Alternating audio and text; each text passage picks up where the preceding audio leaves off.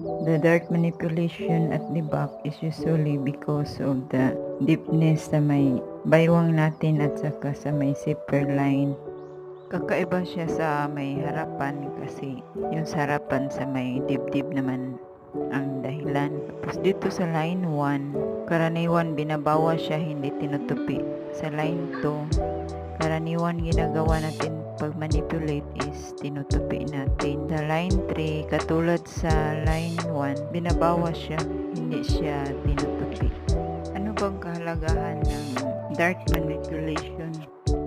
Yun ang karaniwang tanong sa iba, lalo na sa mga beginner. Kasi pag wala tayong dart manipulation, yung fit ng damit or gown na ginagawa natin, iba sa fit ng may manipulated na dart.